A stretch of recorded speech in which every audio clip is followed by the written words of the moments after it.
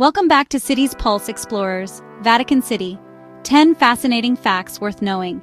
Here, on the ancient hills of Rome, cradled within a sprawling metropolis, lies a realm unlike any other, Vatican City. The world's smallest sovereign state, yet its influence has spanned the globe for centuries. Messages of faith and hope echoing through history, shaping civilizations and touching billions. With just over 100 acres, Vatican City is a micronation you could cross in an afternoon, yet its significance far outweighs its size. We will explore 10 fascinating facts, each a thread in the intricate tapestry that makes up Vatican City. Our journey will take us deep into the heart of this sacred territory, revealing stories of power, piety, and creativity that continue to resonate in our modern world. Join us as we embark on this exploration. For over 60 years, a silent conflict gripped Rome.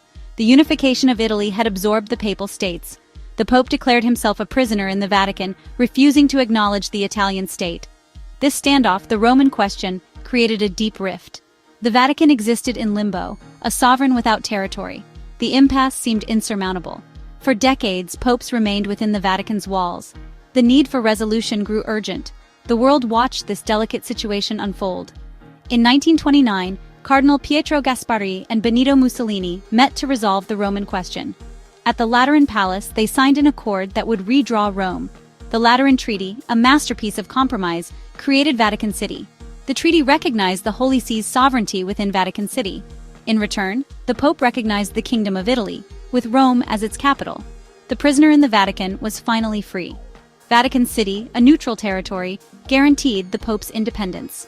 On February 11, 1929, Vatican City was born. The bells of St. Peter's rang in celebration. The long Cold War was over. The Lateran Treaty ensured the Holy See's survival into the modern age. Before St. Peter's Basilica rose above Rome, this ground was a vast Roman cemetery, an ancient city of the dead on the edge of the empire. Roman law forbade burials within city walls, so mausoleums and simple graves filled these hillsides, including the Vatican Hill.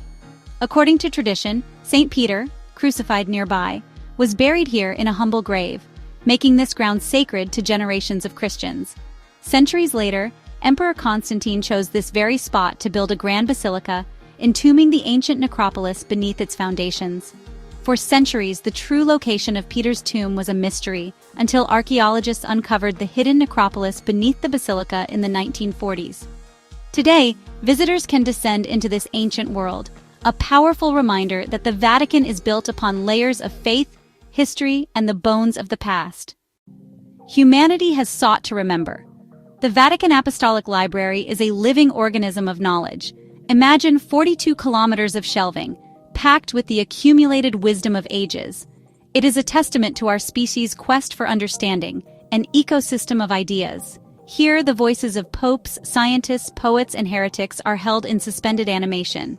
One can find the Codex Vaticanus, one of the oldest known Bibles, and a love letter from King Henry VIII. There are also personal notes from figures like Michelangelo and Galileo. It is a fortress against time and the fragility of human memory, a sacred trust to safeguard the intellectual treasures that define who we are. The custodians are scholars, conservators, and detectives of history. Their tools include brushes, scalpels, and knowledge of ancient inks and papermaking. They are breathing life back into artifacts on the brink of being lost forever. The library has embarked on the digitization of its entire collection. The goal is to create a perfect digital twin for scholars and the curious all around the globe, democratizing access to knowledge. Should the unthinkable happen, the knowledge will not be lost, persisting in the digital ether. They are building a bridge to the distant future. In St. Peter's Basilica, bathed in ethereal light, rests La Pieta. The Virgin Mary cradles her son, not in agony, but acceptance. Her face, impossibly young, a mask of serene grief.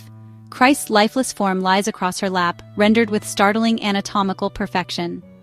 The artist Michelangelo, just 24, sought the perfect marble. He labored in solitude, freeing the divine scene from the stone. The result was unlike anything the world had ever seen. Michelangelo captured an eternal human emotion, maternal grief. Upon its unveiling, the sculpture was met with overwhelming awe. It instantly cemented Michelangelo's reputation. La Pieta became a symbol of the sublime heights of human creativity. Michelangelo, overhearing his work credited to another, returned to the basilica. Across Mary's sash he carved Michelangelus Bonarotis Florentinus Facibat, He vowed never to sign another peace, making La Pieta utterly unique. The name is evidence of a human moment of passion and pride. The Vatican, a state defined by superlatives, also possesses a more curious distinction. Winding its way for a mere 300 meters is the world's shortest national railway. Its existence speaks to a moment when the modern world came knocking at the Vatican's gate.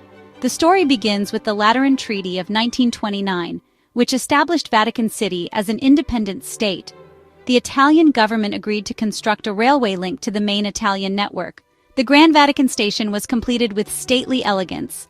The main purpose was for freight, a conduit for goods into the city-state. Today the railway sees only sporadic use. The massive iron gates that separate the two countries are ceremoniously slid open. It holds the record as the shortest international transit on Earth.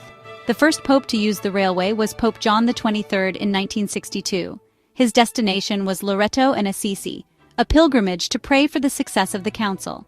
The sight of the papal train was broadcast around the globe, heralding a new era for the Catholic Church. In 2015, Pope Francis inaugurated the Train of the Kids, a special charter that brings children from disadvantaged backgrounds into the Vatican. The children are given a special tour and a meeting with the Pope himself. It has become a bridge of hope and joy. Within these ancient walls, a different kind of life-sustaining work unfolds. This is the Vatican Pharmacy, the Farmacia Vaticana, established in 1874. It stocks over 40,000 products, from the latest pharmaceutical innovations to exclusive preparations. For the residents of this tiny state, this is their lifeline to modern medicine, becoming one of the busiest pharmacies in the world. Each day, thousands of people from outside the Vatican walls seek access to its vast inventory. On an average day, the pharmacy serves over 2,000 customers. A state-of-the-art robotic system retrieves medications with astonishing speed and precision. This institution is a global dispensary. The pharmacy is renowned for its exclusive products, items that can be found nowhere else on Earth. The Vatican Pharmacy is far more than a place to fill a prescription. It is a vital organ of this small state. The Pontifical Swiss Guard is perhaps the most recognizable military unit on Earth. Their vibrant uniforms are a burst of Renaissance color. They are the de facto military of Vatican City. Sworn protectors of the Pope, their story is one of unwavering loyalty and ultimate sacrifice, stretching back to the High Renaissance. In 1506, Pope Julius II hired Swiss mercenaries, then Europe's most formidable soldiers. This forged a sacred pact between the papacy and the Swiss people. Their defining moment came during the sack of Rome in 1527. 147 guards died, allowing Pope Clement VII to escape. This bravery is commemorated every year when new recruits take their oath. Requirements are strict. Unmarried Swiss Catholic males, 19, 30 years old with military training. They are guardians of a sacred trust, protectors of the Vicar of Christ. Their presence is a constant reminder of a promise never broken. Beneath the finery lies a modern, highly trained soldier, ready for any threat. Trained to spot the slightest anomaly, they are a quiet assurance of order and safety. They live in barracks, forming a tight-knit brotherhood. They are a living tradition, a solemn vow made manifest. The UNESCO World Heritage List recognizes places of outstanding universal value.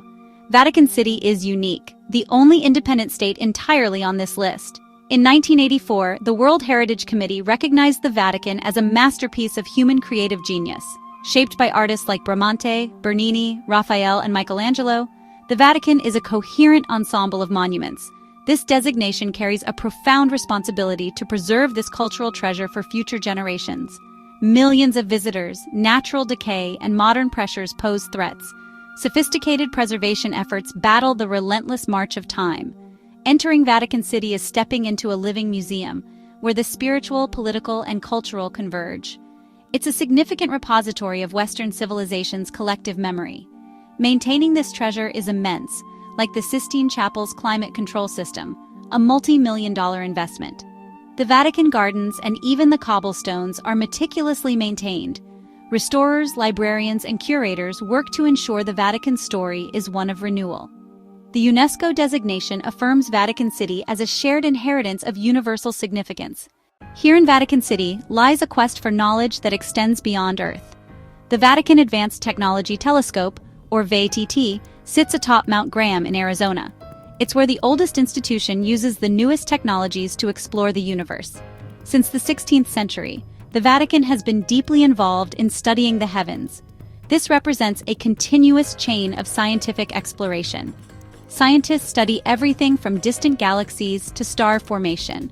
The VITT, a collaboration with the University of Arizona, pioneers mapping faint light that has traveled billions of years. Each photon captured offers clues to the universe's fundamental laws. It's a lens to glimpse the scale and majesty of creation, where faith and science meet under the night sky. This connection between an ancient city and a modern observatory symbolizes humanity's quest for truth. Each day, as dawn breaks over Rome, St. Peter's Square awakens beneath the golden light. Pilgrims and travelers from every corner of the world begin their journey toward this iconic space. The square becomes a living crossroads, its vast embrace welcoming all who enter. As the sun rises, the rhythm of the square is set by the flow of humanity and the pulse of tradition. Some arrive in quiet reverence, tracing the lines of Bernini's colonnade, seeking a moment of peace before the crowds. Soon, the square fills with life, tour groups, families, and students, all drawn by history and faith. By midday, it transforms into a vibrant open-air gathering, a tapestry of cultures and stories. The air is thick with anticipation, especially when the Pope appears for his general audience. As afternoon fades, the crowds thin and the square exhales, bathed in the warm glow of evening. Long shadows stretch from the colonnades, painting the cobblestones in hues of orange and purple. As night falls, the square is transformed, fountains glow, and the basilica stands luminous against the sky. The last visitors linger, reluctant to leave this place where history, art, and faith converge. St. Peter's Square rests, ready to welcome the world anew with the coming of another dawn. Vatican City, born from a treaty yet transcending borders, is a paradox. The world's smallest country, but a giant in culture, faith, and history. Within its walls, the shortest railway and a library stretching for miles stand beside masterpieces of art and devotion. Vatican City is more than a collection of secrets. It is a living monument, inspiring awe and curiosity across the world. Its story is written in stone, in starlight, and in the hearts of those who seek something greater. Which fact surprised you the most? Kindly like, subscribe, and share this video. See you in the next video.